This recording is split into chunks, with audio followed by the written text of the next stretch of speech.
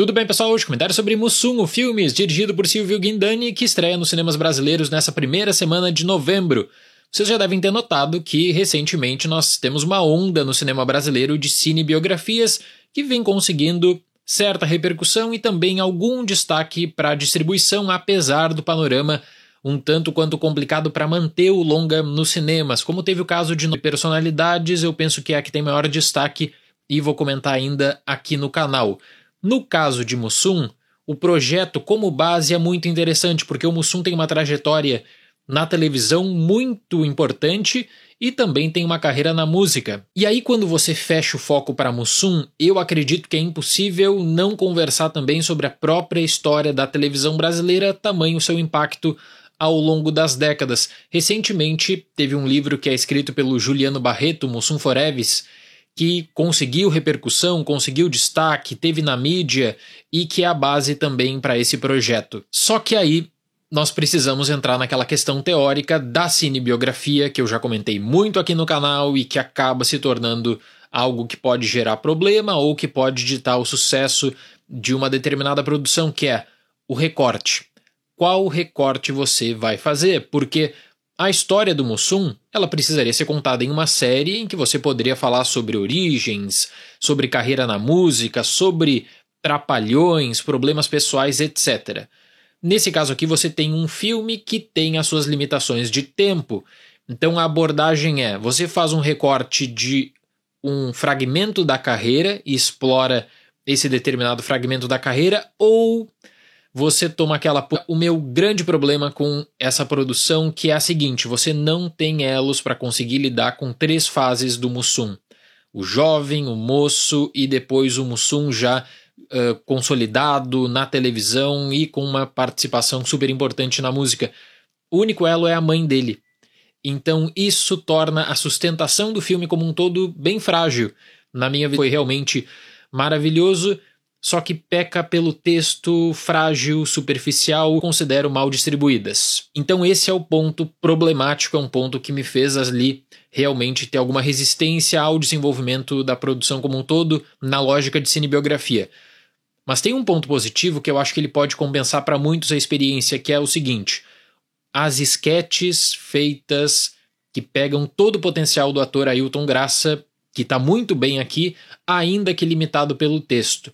Se como cinebiografia esse longa não funciona, eu penso que nas esquetes isoladas de humor ele encontra realmente ali passagens em que você pode fazer a ligação com o Mussum da escolinha, com o Mussum de Trapalhões. No filme nós acompanhamos diferentes fases da vida de Mussum, desde a sua dedicação no colégio até a sua passagem pela Força Aérea e destaque na música, quando era conhecido como Carlinhos do Reco Reco no grupo Os Originais do Samba. Mas o seu maior destaque mesmo foi na televisão, consolidando uma carreira de sucesso no humor, especialmente pelas passagens na Globo e Excelsior.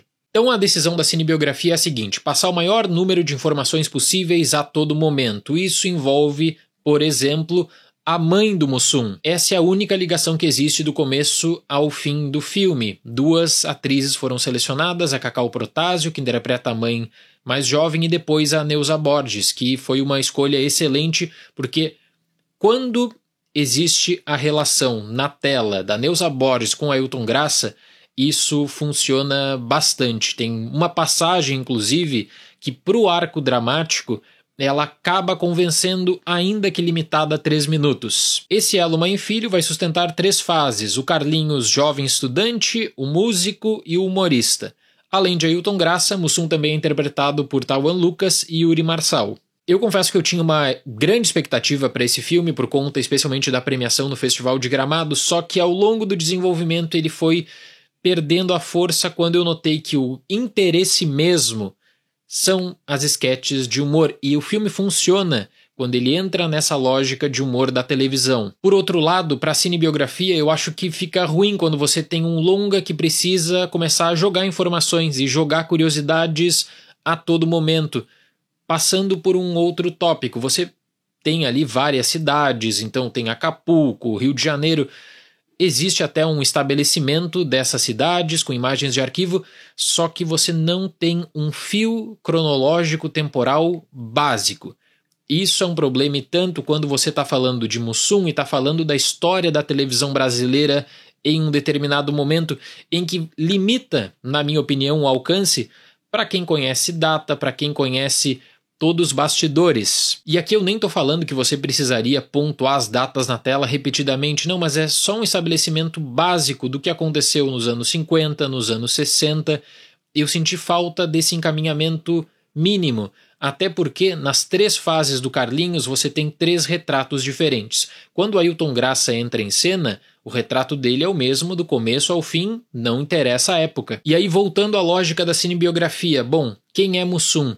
Você vai ter alguns fragmentos da personalidade dele. Tem uma questão que você pode levar para uma discussão sobre o alcoolismo, que até mesmo pros amigos, se você for pesquisar no Google ou na biografia, vira um tema tabu. Mas, por exemplo, o filme ele não consegue estabelecer uma relação do Mussum com as suas esposas, não consegue estabelecer uma relação dele com os seus filhos. É aquela cinebiografia que acaba lidando só com curiosidade, só com informações que você poderia pegar numa página da Wikipédia e nem tá no nível de Gal, recentemente, que aí importa o pior modelo que existe das cinebiografias dos Estados Unidos. O retrato do Mussum, no final das contas, é o do riso fácil, do homem apaixonado pelo samba, mas que para um filme não é o suficiente, de verdade.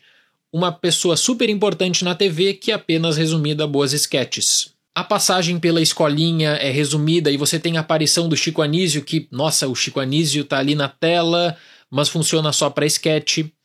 A grande decepção aqui é com a passagem nos Trapalhões, em que você tem ali o Renato Aragão, a aproximação, mas não existe um desenvolvimento. E aí você pega a trajetória do Mussum na TV, no cinema, com os Trapalhões e com o que é apresentado no filme, nota o seguinte: tá super limitado, mas tá super limitado porque tem muita coisa para contar. O filme ele precisa lidar com origens, precisa lidar com questões pessoais, como eu disse, nunca bem desenvolvidas, atreladas apenas à figura da mãe, e aí falta tempo para focar no que eu acho que seria o principal ponto de interesse. Eu acredito que seria perfeitamente viável lidar com um filme que tem o recorte da época dos Trapalhões, mas não esquecendo do passado, buscando por memórias da juventude. E aí o que sobra para esse filme são informações despejadas a todo momento com 2 bases completamente diferentes: música e TV. A integração, ela não me chamou a atenção, infelizmente, sem contar a necessidade do grande arco dramático do final do filme,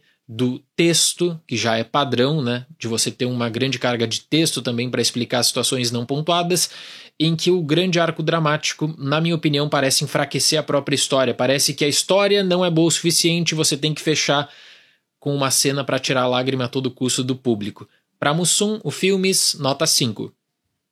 Essa questão da lágrima a todo custo é um mal da cinebiografia contemporânea, não interessa se é Brasil, não interessa se é Estados Unidos, é uma opção de roteiro, é uma opção criativa também que eu questiono bastante. Certo, pessoal? Muito obrigado pela atenção, até mais e tchau!